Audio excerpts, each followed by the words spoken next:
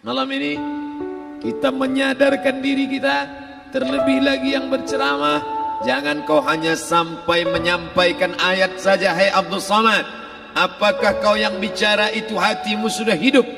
Senantiasa merasakan diri, aku orang paling hina, aku orang paling kotor, ditempelkan kening ke lantai di tempat yang diinjak tapak kaki, mengatakan bahwa aku bukan siapa-siapa. Ketika engkau merasa dirimu tinggi di atas, kau bukan apa-apa, karena yang paling tinggi di badanmu pun kau tempelkan.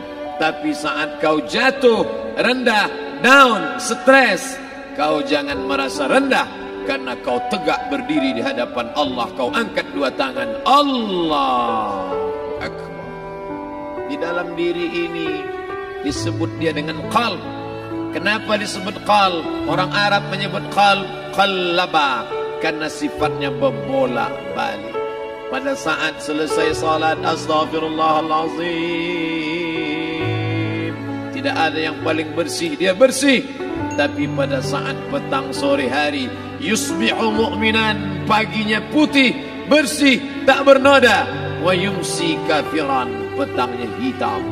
Makanya dari pagi dibersihkan. Solat subuh bersih, solat zuhur bersih, condong matahari solat asar bersih, tenggelam matahari solat maghrib bersih, sempurna gelap malam solat isya bersih, tengah malam bangun tahajud munajat, di tengah malam orang tertidur.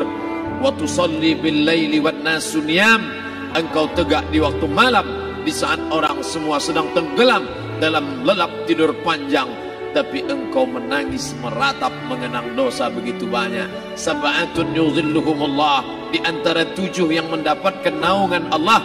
Yauma la zilla illa zilluh, hari itu tak ada naungan kecuali naungan Allah. Di antara yang mendapatkan naungan itu adalah rajulun zakarallah, orang yang berzikir, munajat, muhasabah diri di tengah malam, sunyi, sepi, fafadat ainahu, menetes air matanya. Berapa banyak sudah harta dititipkan Allah, satu pun tak dipakai. Umur diberikan Allah 40, 60, 70. Berapa yang kupakai untuk menolong agama Allah? Berapa yang kupakai untuk mengingat Allah? Mata, tangan, telinga, kaki akan diminta tanggung jawab di hadapan Allah. Al-yawma nakhtimu ala afwahihim, mulut terkunci, wa tukallimuna aydihim, tangan akan bicara, wa tashhadu arjuluhum, kaki akan bersaksi di hadapan Allah. Siapa yang bisa menolong waktu itu? Kalau pernah tangan ini saat punya kekuasaan, satu coretan tanda tangan bisa mempermudah urusan masjid. Sebutir kekuasaan yang dititipkan Allah bisa dipakai menolong agama Allah. Itulah yang akan menolong di hadapan Allah. Tanah, rumah, kendaraan, semua akan tinggal menjadi harta warisan. Lalu yang kita bawa mati apa? Dulu dibangga-banggakan, dihormati, dimuliakan. Yang kami muliakan Al-Mukarram, Al-Ustad. Tapi pada saat tiba masanya, yang kita bawa tak lain tak bukan, innallaha la yanzuru ila ajsamikum, Allah tak menengok badan, fisik, bentuk tubuh, baju, ini sampulnya saja. Wala ila suwarikum, Allah tak menengok rupa, wajah. Walakin yanzuru ila qulub, hati kamu yang bersih itulah yang kau bawa menghadap Allah Subhanahu wa taala. Yauma la yanfa'u malun, harta tak berguna, wala banun, anak tak bisa menolong. Harta tak berguna, anak tak mampu menolong. Illa man atallah, kecuali orang yang datang menghadap Allah biqalbin salim, dengan hati yang bersih, hati yang tulus, hati yang memercikkan cahaya iman, hati yang bersih dari hasad, busuk hati, sum'ah, riya, takabbur. Itulah yang menolong di hadapan Allah Subhanahu wa taala. Apa kata Allah? Kalla bal rana, ada satu titik hitam, ala qulubihim, ada satu titik hitam di dalam hati mereka. Ketika satu titik dibiarkan berubah menjadi 2 titik, 2 titik dibiarkan berubah menjadi 3 titik, 5 titik, 10, 100 ribu, maka dia pun menjadi hitam semuanya. Ketika hati sudah hitam, maka itulah azab di atas azab. Khatamallahu ala qulubihim. Setelah hati menghitam, terkunci, menular ke telinga. Wa ala sam'ihim. Setelah telinga, wa ala absarihim ghishawa. Padahal 3 itulah nanti yang akan ditanya di hadapan Allah. Inna sam'a wal basar wal fuad. Coba lihat, ketika akan ditanya, yang ditanya 3, tapi diawali dari telinga. Inna sam'a wal basar wal fuad. Telinga, mata, hati. Tapi ketika terkunci, yang duluan dikunci hati. Khatamallahu ala qulubihim wa ala sam'ihim wa ala absarihim. Kalau hati sudah terkunci, telinga tersumbat, mata tertutup.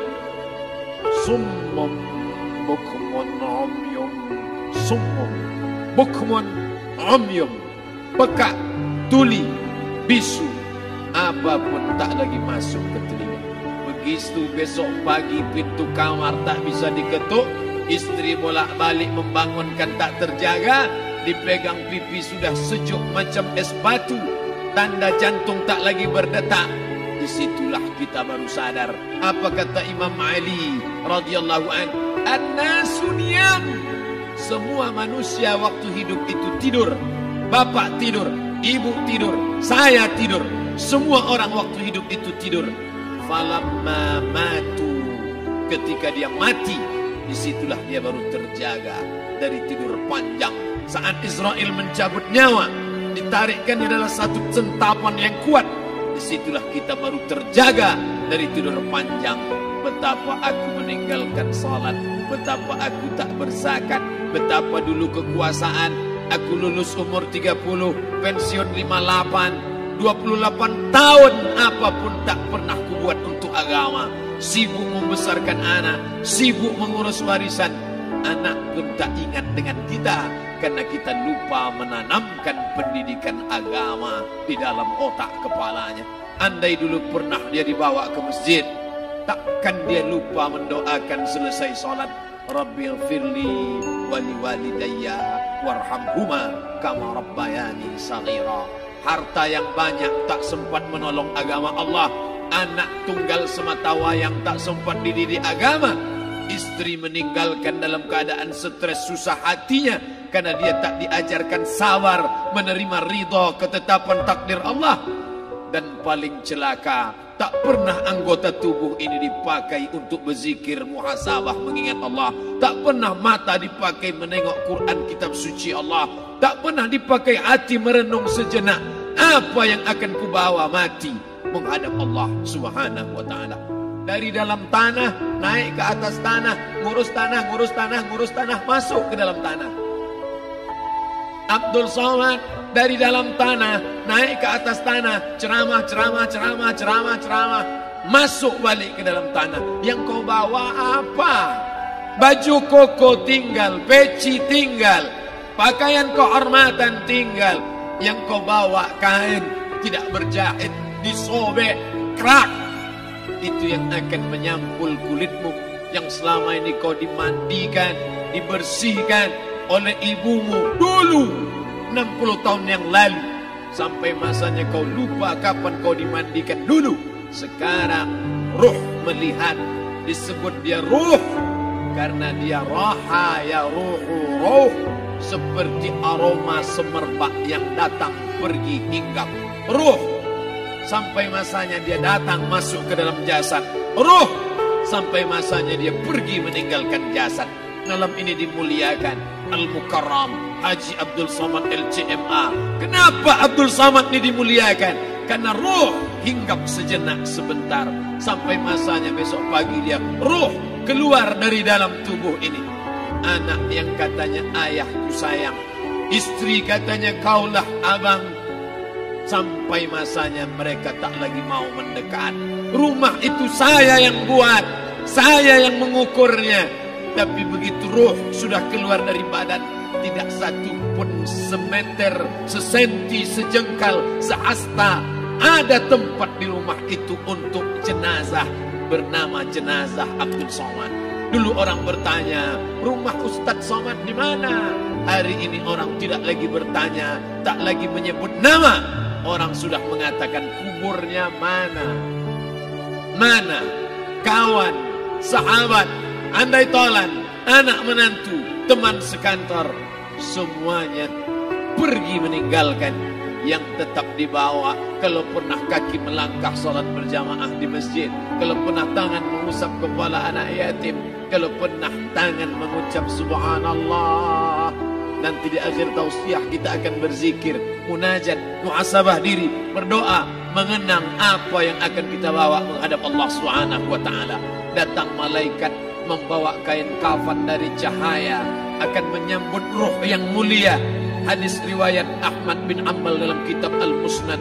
Turun malaikat berlomba-lomba membawa kain putih dari cahaya, menunggu ruh akan keluar. Ruh menetes seperti embun di ujung daun. Daun tidak bergoyang, ranting tidak patah. Ruh menetes pelan turun ke dalam kain kafan, dibawa malaikat ke pintu langit. Tak sabar mereka menyambut. Inikah dia yang selama ini berjamaah? Inikah yang dulu ketika dititipkan kekuasaan menolong agama Allah? Kam min masyhurin fil ardi walam yakun ma'rufan fis sama. Berapa banyak yang masyhur terkenal di bumi, malaikat tak mengenal dia. Ini roh siapa? Tapi ini bukan LCMA, dia bukan ustaz, dia bukan ulama, tapi imannya dalam. Kekuasaan dipakai menolong agama Allah. Ruhnya keluar di bawah. Semua malaikat mengucapkan salam.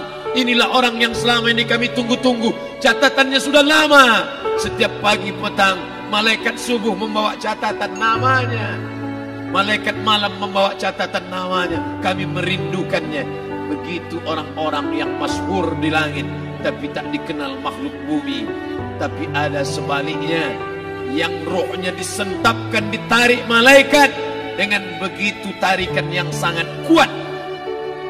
Nabi bertanya saat Isra Mi'raj kepada mereka yang sudah mati ribuan tahun yang lalu, apa yang kalian rasakan? Yang satu mengatakan seperti tebasan pedang di tempat yang sama beratus kali. Yang satu mengatakan seperti kambing yang dikuliti hidup-hidup. Yang satu mengatakan seperti mata kail pancing ditarik dari kulit yang basah.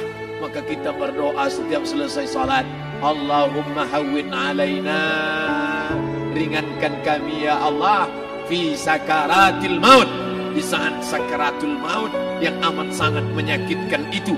Dan mereka yang pergi tak pernah kembali, mereka yang mati tak pernah bercerita kecuali hanya kepada Sayyidina wa Maulana Muhammad sallallahu alaihi wasallam. Di saat malam pertama di tempat yang gelap, yang pertama kali membusuk adalah mata, karena dia berisi cairan. Cairan ini mengering, busuk dan berlubang. Lalu kemudian usus sebulan di dalam tanah, mulai dia menggelembung masuk angin dan dia meletus pecah. Cacing-cacing tanah mulai datang menggerogoti, memakan. Habis semuanya, tinggal tulang-tulang yang memutih dimakan oleh tanah. Siap tak siap, suka tak suka, kau akan didatangkan. Apa yang akan ditanya oleh Allah? Perbuatanmu, amalmu. Faman ya'mal mithqala dzarratin khairan yarah. Sebesar biji sawi, sebesar ujung rambut, kau aniaya orang, kau makan titik puluh keringatnya. U'tul ajira ajrahu, berikan upah pekerjamu, gaji tukang panenmu, gaji tukang cuci setrikamu. Kau makan, kau tahan 3 bulan. Dia tak menuntut, dia senyum. Dia hanya mampu mengadu kepada Allah. Tapi titik peluhnya yang keringatnya, air matanya akan kau balas di hadapan Allah Subhanahu wa ta'ala. Di saat itu tak ada siapa bisa menolong. Hari ini uangmu banyak, kau bayar pengacara handal 1 jam 100 juta, bebas tanpa syarat. Tapi di hadapan Allah semua akan bersaksi.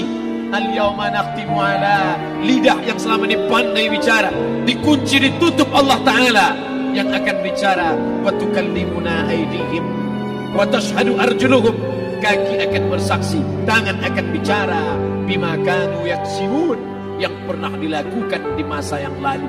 Mata melihat seolah-olah nyata perbuatan itu pernah dilakukan dulu. Kita lupa, kita tak ingat. Tapi catatan malaikat terlalu terang benderang. Wa in kullun lamma jami'un ladaina muhdarun. Catatan dibaca sampai-sampai orang itu tak percaya.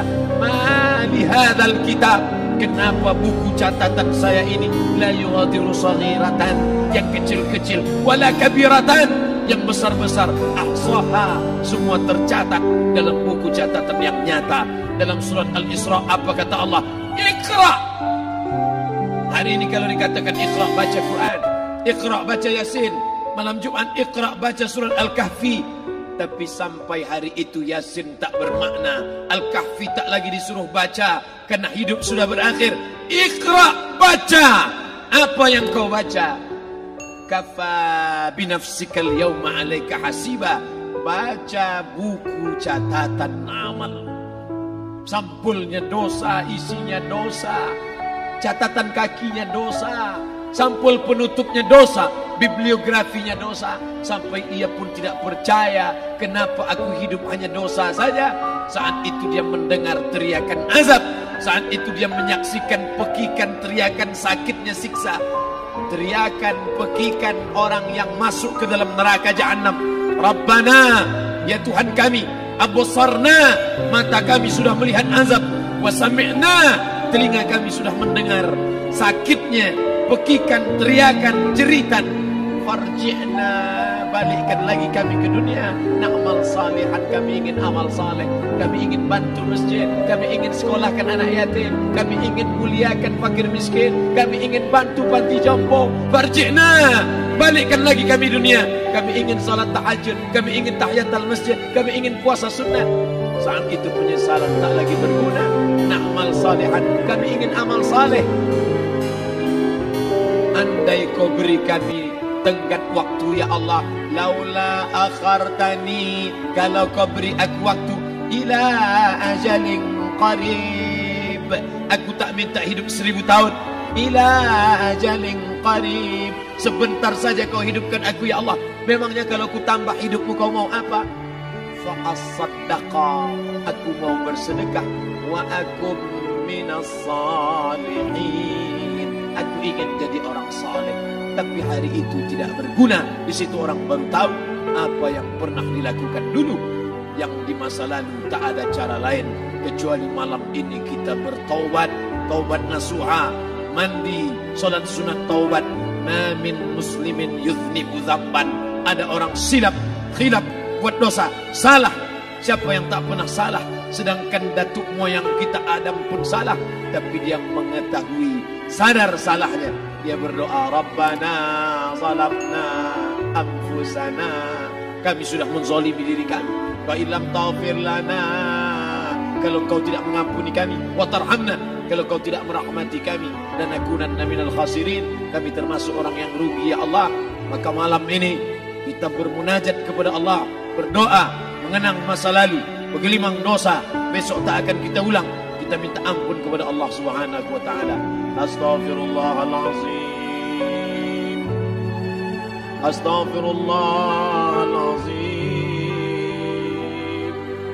Astaghfirullahalazim. Ampunkan silap salah kami ya Allah. Astaghfirullahalazim. Astaghfirullah.